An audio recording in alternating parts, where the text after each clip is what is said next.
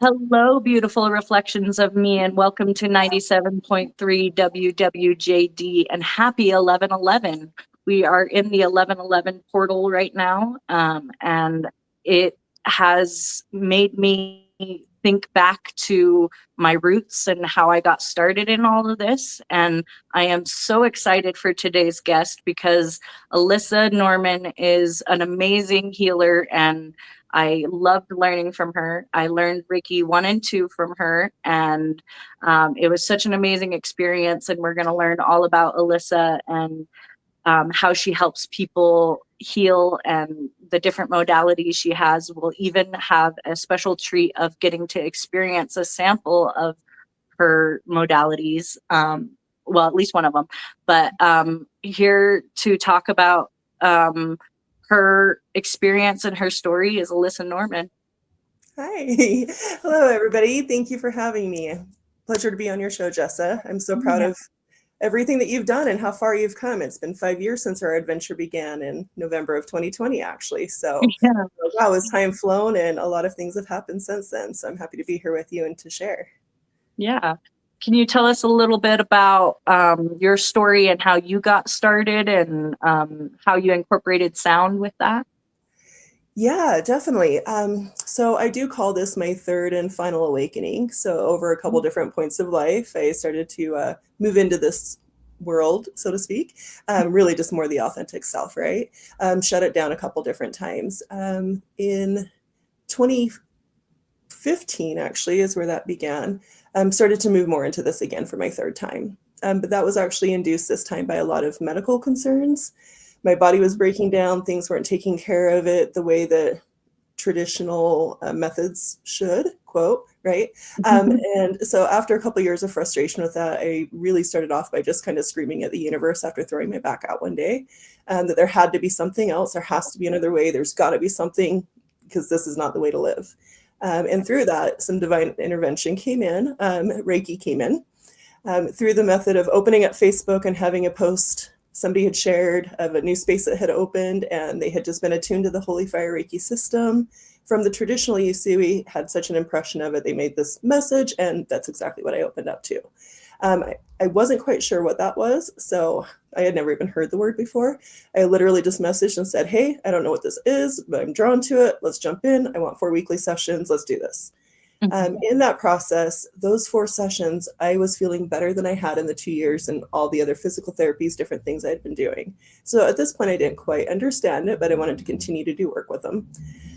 He also was doing sound baths on Sundays. So every Sunday, at first I was like, okay, let's kind of explore this a little bit more. And I showed up to the very first one, and just the sounds and the way that they resonate and correspond to all of our chakras, we become so busy with life that we disconnect from our bodies. We don't pay attention to our emotions, let alone our reactions to outside effects, right?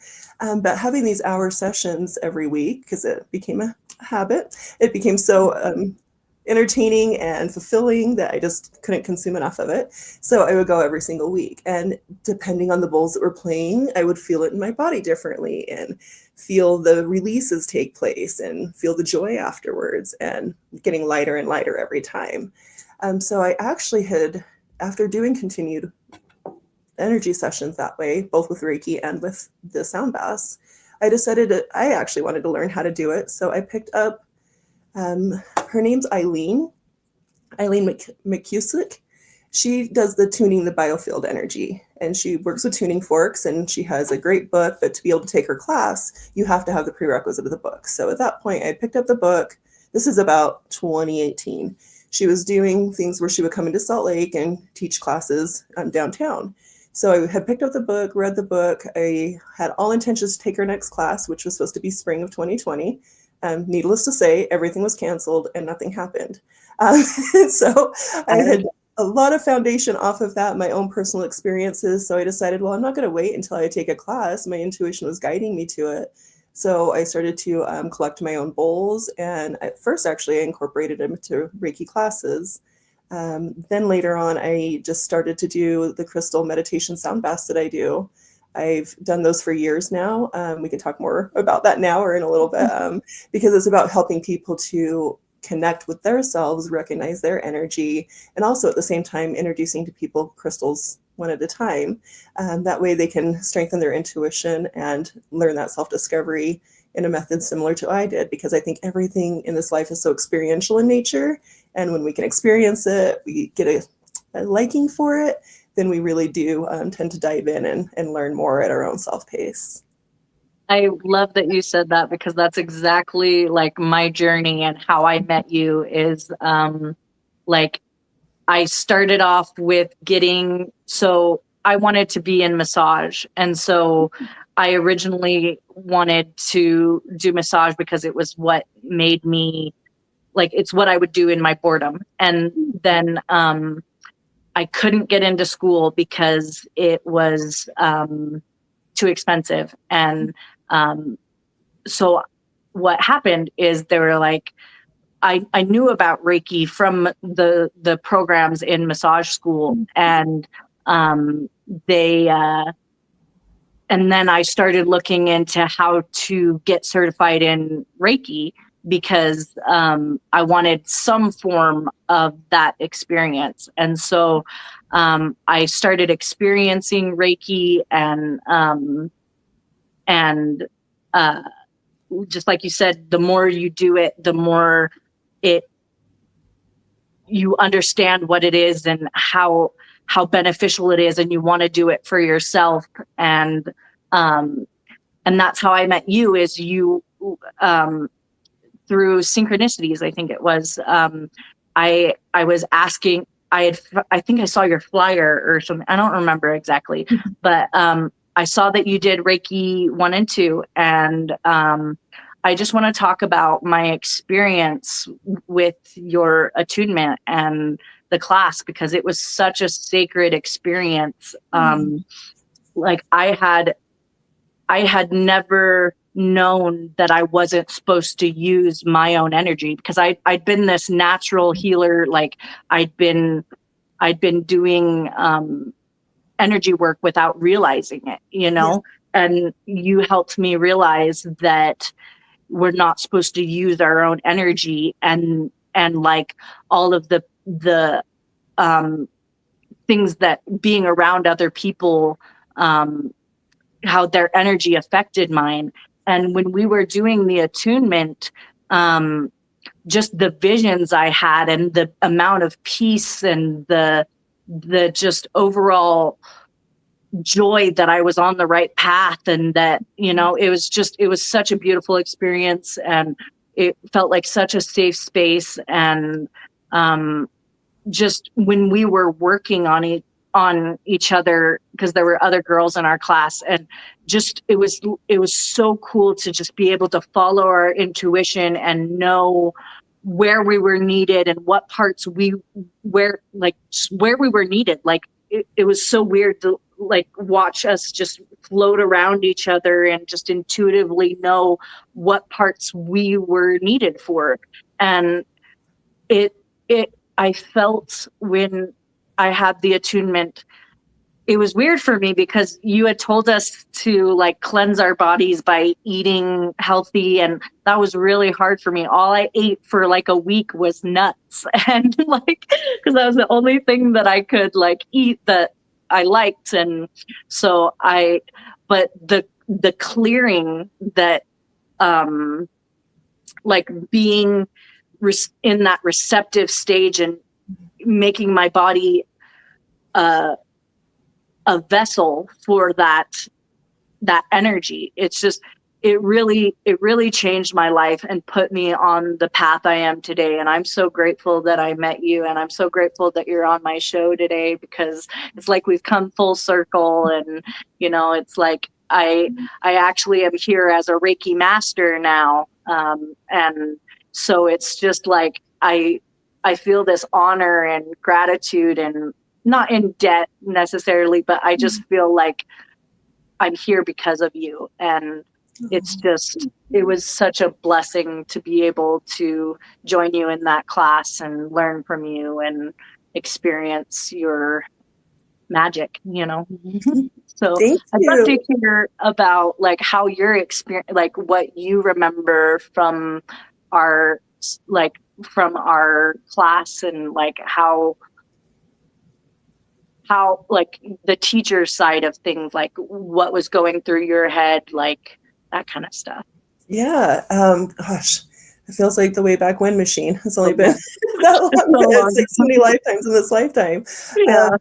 So at that point, I had been teaching Reiki. That would have been coming just right over a year mark for me. But you hit some key components right there on your head, right? What you just shared that are like near and dear to my heart. Because when we are connecting with the Holy Fire Reiki energy, what we're really doing and what's different about Holy Fire is our attunements or placements, where I don't come and play the middle person and give you anything. The way that we conduct these are where source energy and those Reiki guides are making a direct connection with you through your higher self. So I just love watching people light up because you hit it right there. It's that intuitive side.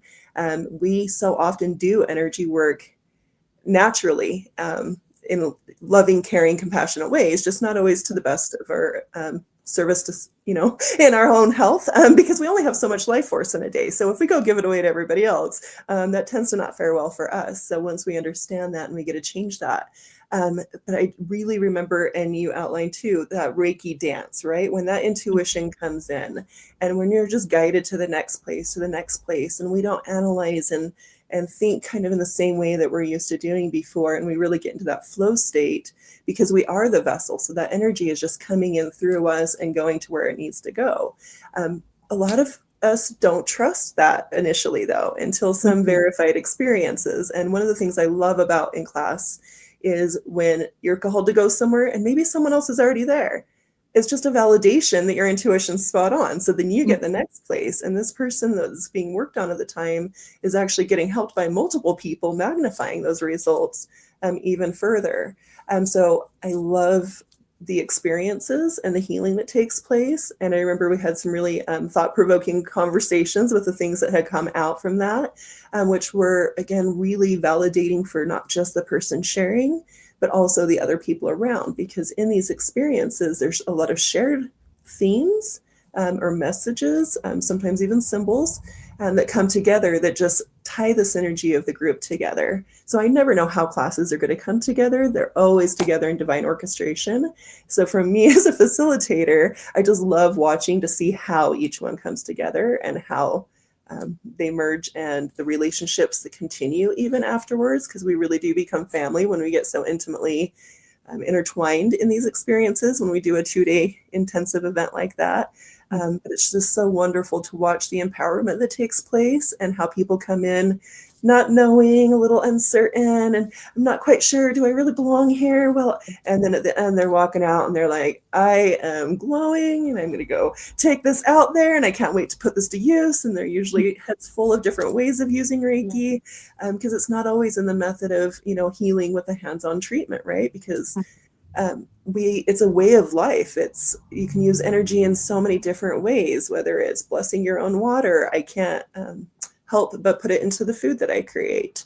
I drive past an accident and I'm sending Reiki that way. I've got somebody going through something, I send Reiki that way. When I make my candles and my bath bombs, I activate Reiki in all my creations. Like it is just a way of being. I have to say, in our class, when you first said that story about you being in the shopping center and you were just blasting Reiki, still, like, I still think of that. Like every time I pass an accident or the energy is dense, I'm just like, I feel like I'm channeling you, and I'm just like, You're channeling yourself. You're channeling that. But I'm glad that was but it's channeling the Reiki, and so it's just funny that like I feel like I'm doing my part, like that I'm contributing to society and helping the world be a better place by doing that. And I wanted to touch on something, how you said you intuitively know the placements and stuff and how your hands move. And that's actually something that I've kind of enhanced the way I do Reiki. Like because of what you said, I trust my hands to do these all kinds of weird motions, even if it's not the placements. It's like I will listen to music and I'll be like, Like it's just so funny to like watch how I can play with energy and how my hands want to move and just trusting. Like when I work on people, it's different every time. I don't do the same thing twice, and it's just watching like the way the energy moves through me and it takes over my body, but like how I can trust my intuition and trust my hands are doing it has this sacred knowledge that I may not consciously know, but my body remembers and my body knows what it's doing, and trusting that is just like, I attribute that all to you and that first attunement teaching me that to trust myself and trust to know where to go and that my hands know what they're doing. And I remember in our thing, when you told us we could use our tongue and our eyes for Reiki, I didn't believe you, but so throughout the years, I've been doing these symbols with my tongue, and like I felt it coming out of my eyes. It's the strangest thing, like to just exude love and light from every pore of your body is just amazing. Like I've seen people who like, they're just in my energy. They're just near me and they just, their energy and demeanor changes. Like it's just powerful to see, like I'm just being me and I'm just being the light that I am, and it just happens to heal those around me. It's been a beautiful blessing and I'm so grateful to you for it. Oh, my pleasure. No, it's such an honor. In all these years, I've got over a couple hundred students here, not just in the state, but across the valley. A lot of them have moved out of town or even came into town for class. So like, that is the hope that, or my desired hope to have that instilled. I really call Reiki the gateway to energy work, because if that foundation's there and you can trust it, the intuition leads the way, and when you're a transponder and you're embodying that energy, you don't have to do things. Like it's just you being you, and that authentic expression allows others to have access to the energy and allowing themselves to be their authentic self. And it is such a ripple effect that takes place. There's just oh my gosh, I just love that. And some of these things sound a little like far out there, right? Because the beauty of Holy Fire really tying in the Western style, but bringing back in all the original Japanese style and techniques. So that's the eyes, and I use my eyes a lot because heck, if I can have my hands in one spot, be sending Reiki to another spot, like it's so cool. I feel like an octopus, like there's, like you can touch so many spots. But I do want to touch on how you said that Reiki is a gateway, because we both have taken that path and gone on completely different directions. Like I learned pranic healing and kind of created my own modality around channeled songs and stuff. But you did release.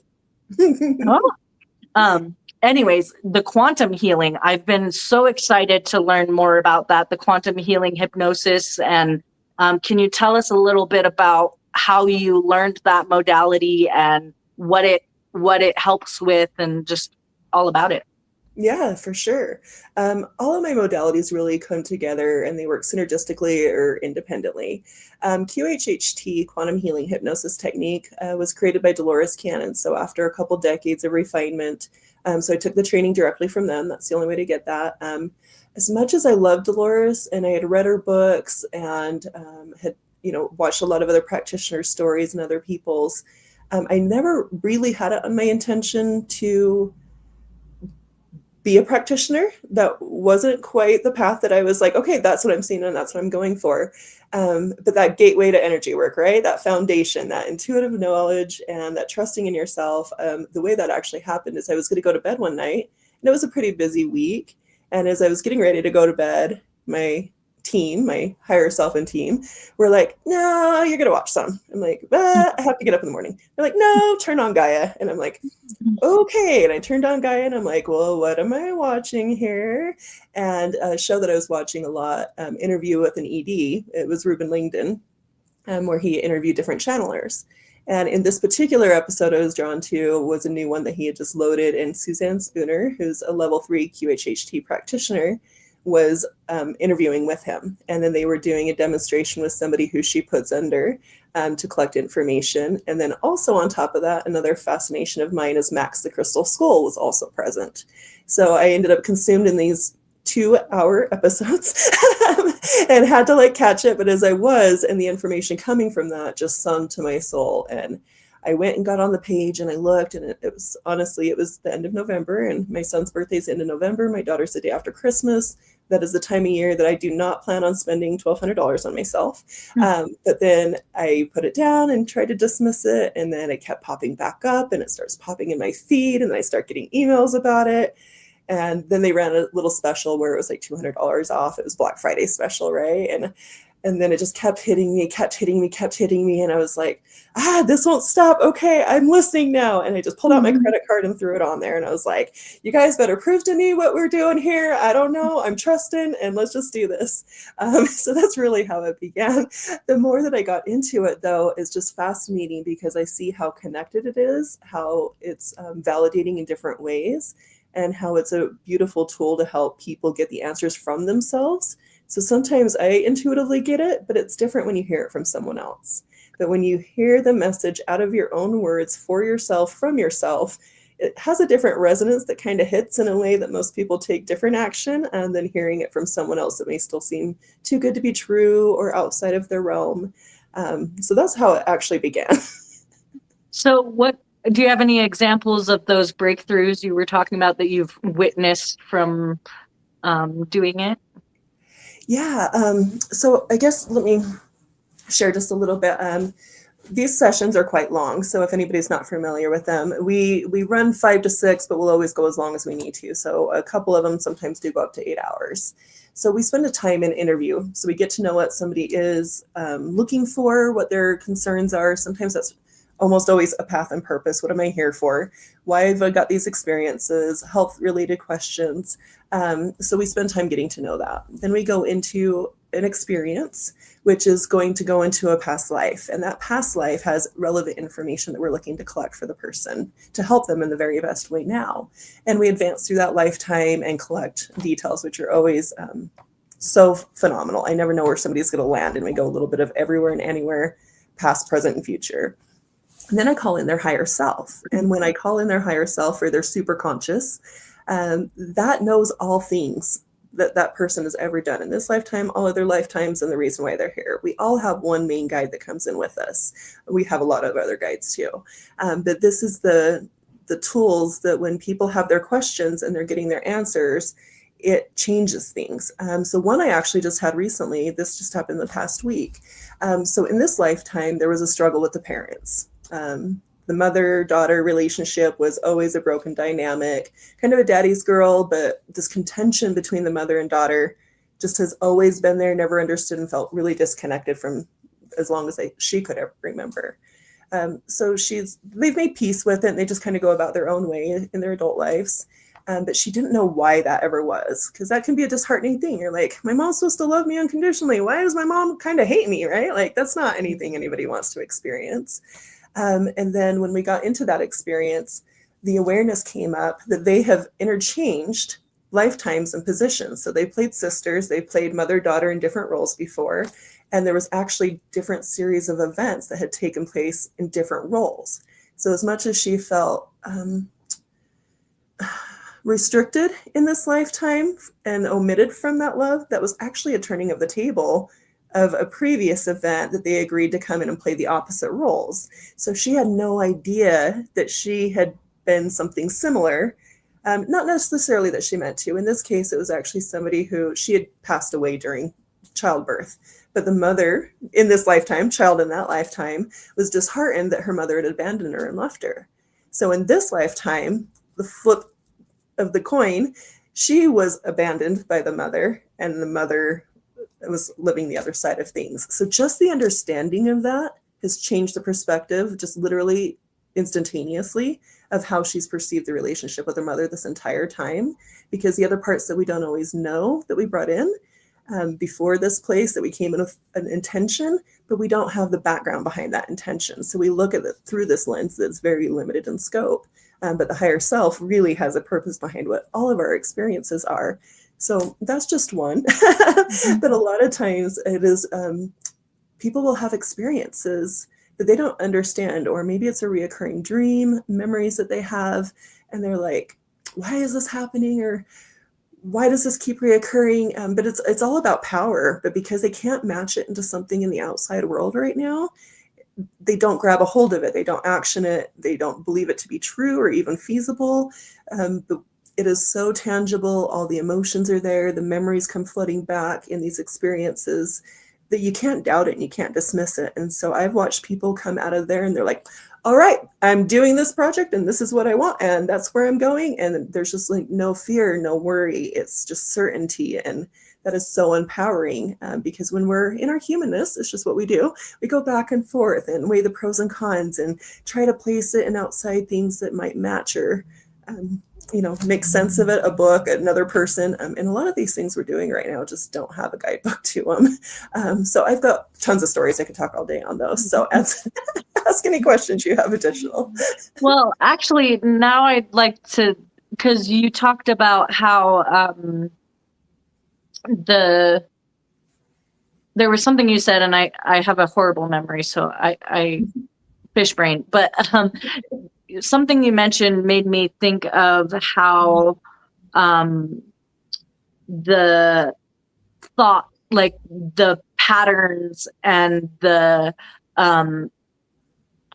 emotions behind those relationships from the past or past lives and stuff, how those come into our lives. And I wonder, I know you do emotion code. Do you do those things together to kind of help heal those emotions that are from those past lives? And how does emotion code work? That's a great question. So I don't run those two together, but I do have a method that works just a similar, what's the right word I'm looking for? In a very similar fashion. Okay, the right word's not coming to my mind. Okay. We're just flowing in energy right now. English is hard. We're multidimensional and English is only one language. Just wait till we start talking in light language. Exactly. Some people out there will pick it up.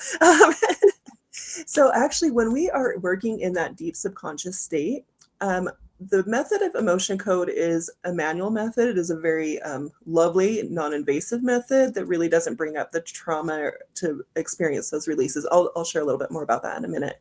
But when it comes to the emotion code, QHHT, the higher self is completely in charge. So I'm actually only a questionnaire. I'm a guide. I'm just saying, tell me more. What happens next? Okay, they had a question on this. Is this connected to that? So I am just completely along for the ride. They're telling me a story and I'm asking more questions to get more information.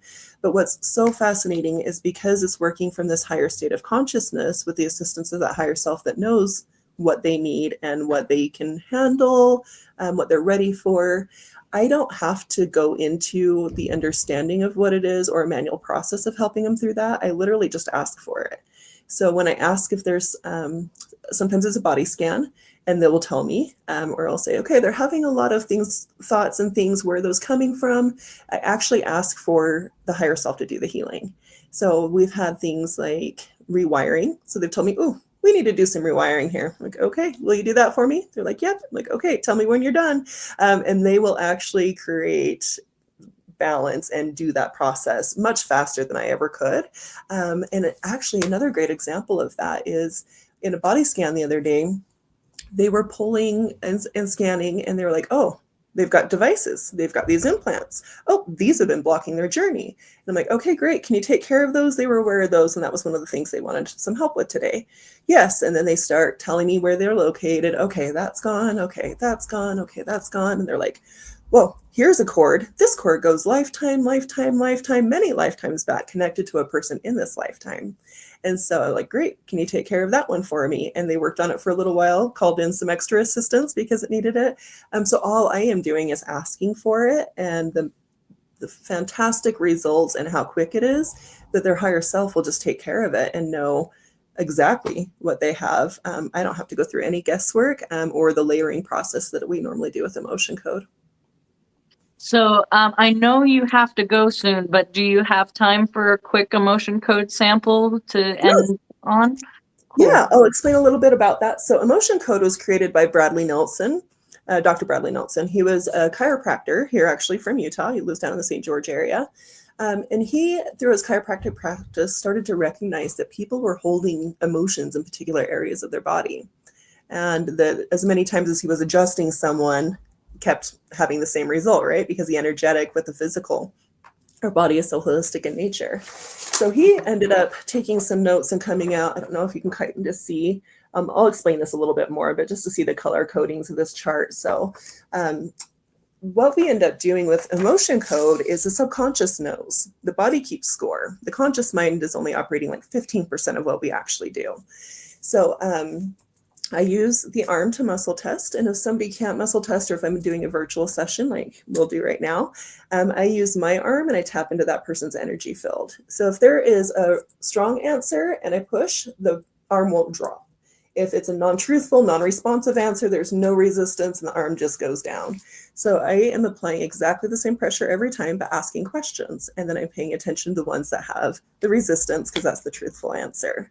I've seen the one where you go like this, and if it's a yes, it's like that, or I forget. I know that's a form of it. Yeah. So with the fingers, if they link and they stay together, it's a yes. And if they break apart, it's a no. Okay, And there's that's also why. a sway test. No, you're great. And there's also a sway test that when you ask yourself a question or bring something, this is what I do with my herbs each day and my supplements. If I bring them to my body and if I need them, you'll naturally be drawn towards what you need. And if there's something you don't need, you'll naturally be held back. Oh, So it's a great way to select crystals, to develop your intuition, or for my case, just to see what vitamins I need each day without taking some if I don't need them, because my body knows what it needs.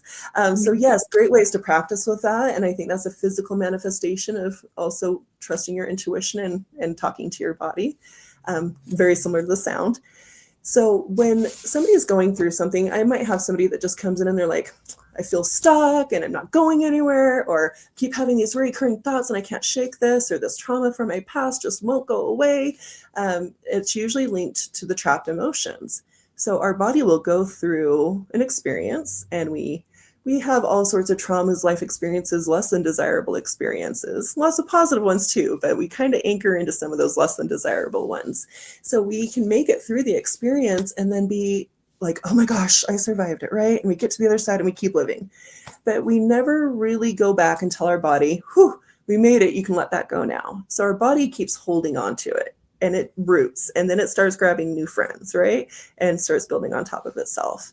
Then what ends up happening is, even if it's not the same person, even if it's not the same situation, our body is holding this tension and these emotions that are high strung.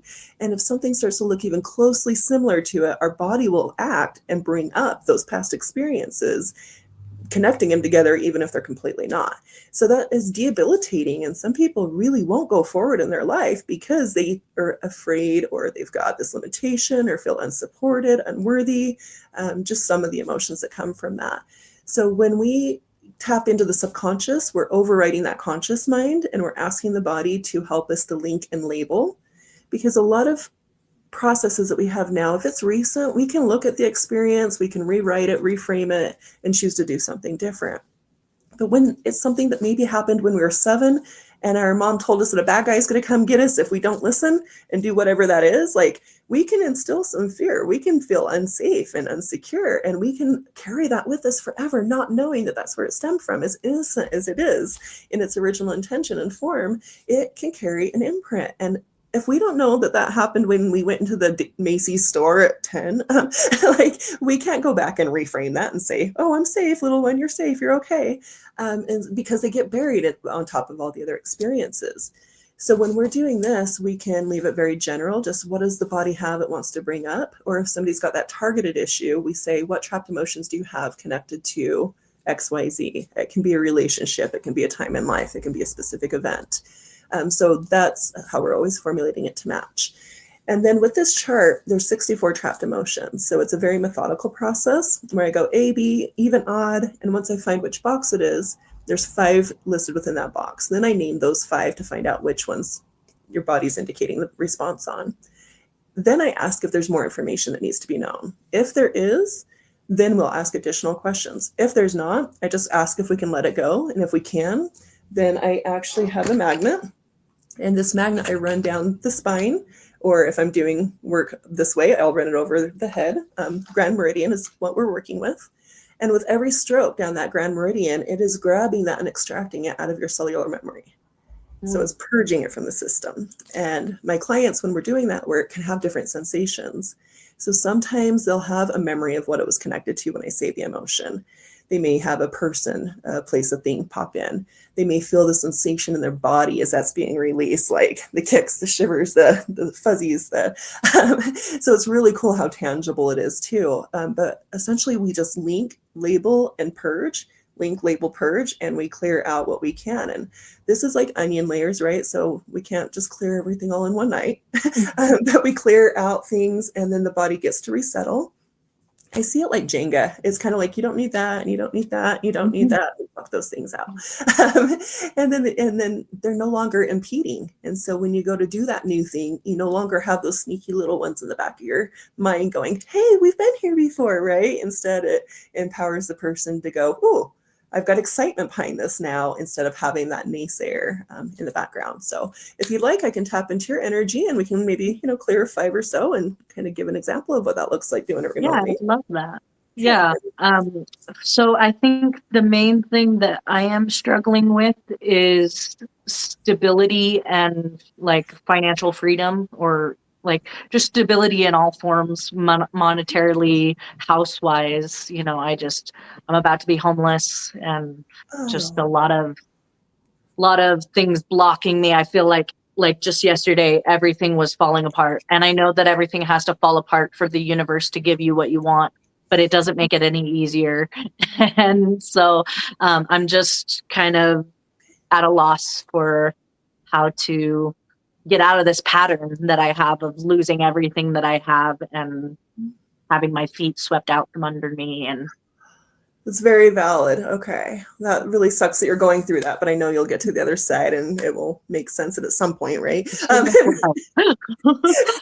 So yeah, let me just tap in and we'll definitely focus on the stability and see what comes up and clear a few of those out of your path for you. So let me just I want you to know that I can't stop fidgeting. I know you can't see it on camera, but like I'm anxious.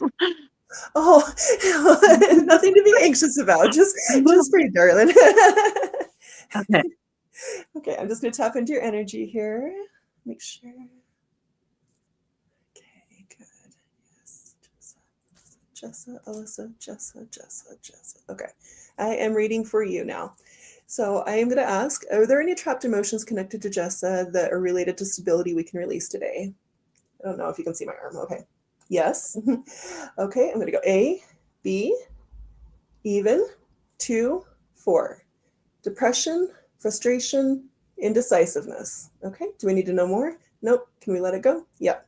Okay, so now I am going to release for you the trapped emotion of indecisiveness. Now, I have a few things that I like to share, and I'm going to just share briefly on this one. Indecisiveness happens when it becomes a trapped. It's usually because our mind is pulling out all the things we know, expectations, societal, right?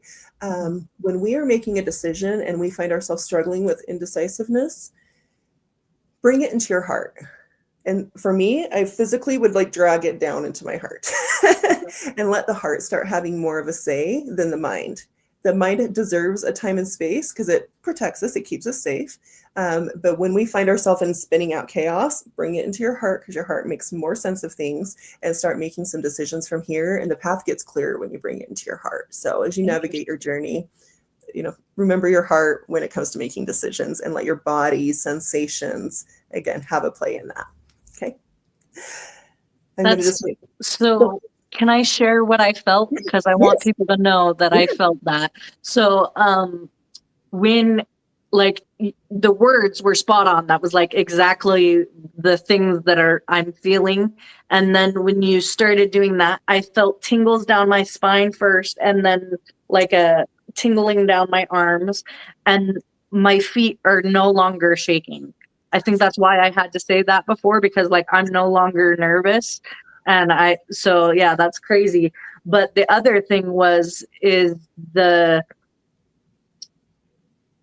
like, there was no memory or any, like, I just was able to let it go. And like, letting go is really hard for me because I feel like there's some sort of like, I have to physically do something to let it go. So it was really powerful to see that I just could sit here and I'm already in a more calm, like just releasing those, like in the 2 seconds that it took, like was just a complete change in my demeanor. And like, that's just super, I'm super impressed. And I had done emotion code before, and it was way back before I even started Reiki, but there were so many emotions we were releasing and it didn't seem to do anything. Like I was just like, yeah, now I know all of these emotions I'm dealing with. Thanks.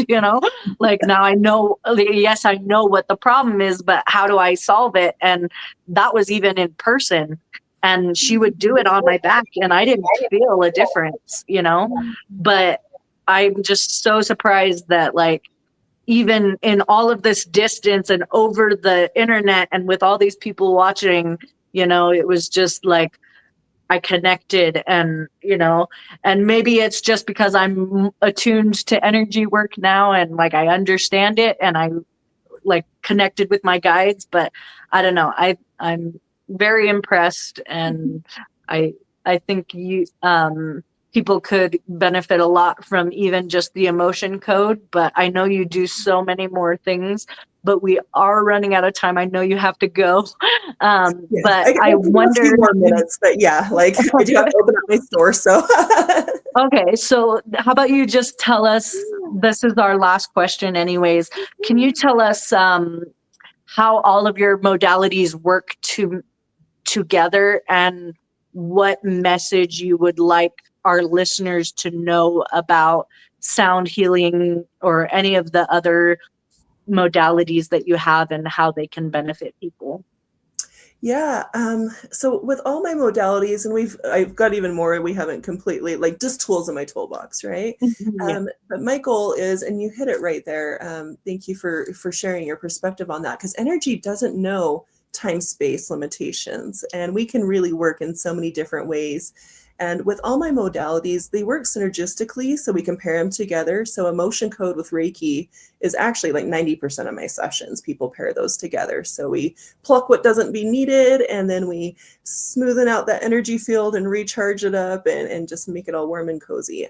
So that's actually what a lot of them do. But everything for me is not about, I am nothing more than a vessel. I am a tool for the universe here to bring energy in, take the skills and the tools that I know, my own personal journey and experience of life, and help people through wherever they are. So all of my tools are very at a subconscious level, very non-trauma bringing up, right? Whatever comes up for somebody, I'll always hold space for, but we don't have to dig into. I'm not going to ask you to go relive the past to heal it or to rewrite it now, because we can do it in these other subtle ways. So I have the tools to be able to meet people wherever they are. And not everybody's ready to jump into the deep end. So QHHT for some people will scare the living daylight out of them. Whereas maybe more, let me just have that feeling and sensation of energy running through me might be where they begin. And so everything is really about just meeting someone where they are, identifying what their needs are, and helping them to get to the next level. But it's the underlying principle behind it all is trusting the intuition, because we know we have all the answers, but we don't always have a guide or someone we even trust, or even knowing that it exists, to even know to grow towards it or to develop it. So to be able to have those conversations with people, to do that positive reinforcement, the encouragement, sometimes a little homework comes in assignments too, to work on certain areas to progress that further for the individual. But I just want everybody to know that they are as powerful as anybody that they admire. We all have our own piece of a story. We're not meant to be cookie cutters. And the world would be really lame, actually, if we were all doing the same thing the same way. But in our culture, we've been raised to conditioned to be what everybody else is being as a measure of success. But our authentic self is the most precious gift we have, and to fully embody our authentic self. And like you said earlier, it just radiates from you, and it allows others to feel it and to feel more comfortable doing it. And that's what we really do to change the world. We don't change the world by screaming about it and fighting about it. We change the world by being what we want to see more of. And as we do, it's just insurmountable, the exponential growth that takes place at that point. So I just Be like the change you want to see in the world. exactly. Exactly. Oh, beautiful words of wisdom. I did want to touch on what you said, how it's subconscious, because like while you were talking, you weren't doing anything special, but I was sitting here releasing. I was trying not to burp really loud, but like I was sitting there releasing several times. Like that's the thing about energy work, is you don't have to be conscious about it. Just you are what people need, you know? And so I want you to know that you have always been what I needed. And I am sure many more people need you. And I hope that they can find you through here. But I want to touch on real quick before we leave, how people can find you, and a little bit about your store if you have time, and just tell us where we can see more of you. Okay, yeah, great. I'd love to connect with anybody who resonates, and I'm always down for a touch base and to feel things out.